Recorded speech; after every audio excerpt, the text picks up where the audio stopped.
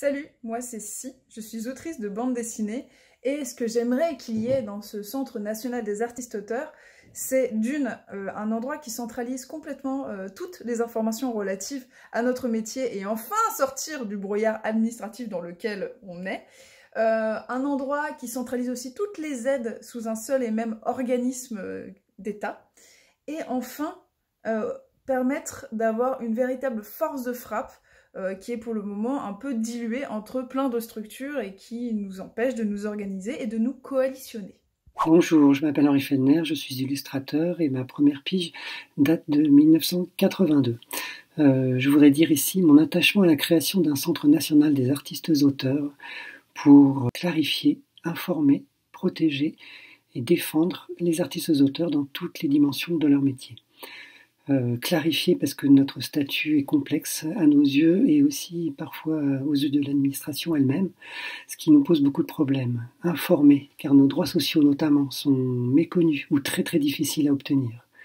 Protéger, car les organismes qui se sont occupés de nous jusqu'à présent, AGESA, URSAF, sont trop souvent dysfonctionnels, à nos dépens.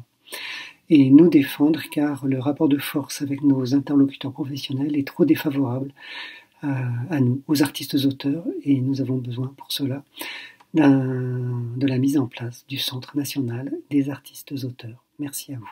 Bonjour à tous, alors moi je suis Camille Salomon, je suis autrice jeunesse depuis 2019 et le projet du Centre national des artistes-auteurs en tant que jeune auteur, jeune autrice m'interpelle énormément. Donc pour ma part, ce que je souhaiterais, ce serait un portail d'information. Donc là, je m'appuie un peu sur le rapport Racine et la recommandation numéro 14, mais je pense qu'un portail d'information en lien avec la sécurité sociale ainsi que le ministère de la Culture et le ministère des Finances est indispensable pour que nos droits soient écrits noir sur blanc, pour qu'on ait un accès facilité à ces informations-là, et ainsi que nos partenaires. Je pense aussi qu'un référent national est indispensable pour défendre nos droits, qui puisse faire le lien entre les auteurs et le gouvernement.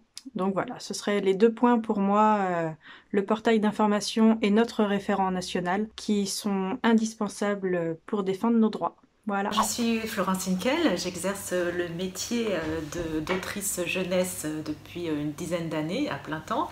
Et je trouve que la création d'un Centre national des artistes-auteurs serait une très très bonne chose parce que cela permettrait une meilleure identification des pouvoirs publics, des artistes-auteurs dans leur ensemble et dans leur pluri-activité, parce qu'un artiste-auteur peut être à la fois écrivain, dessinateur, photographe, etc. ou plasticien, et on n'est pas défini par nos secteurs de diffusion. Et actuellement, c'est comme ça qu'on est défini, donc il y a un truc qui ne va pas.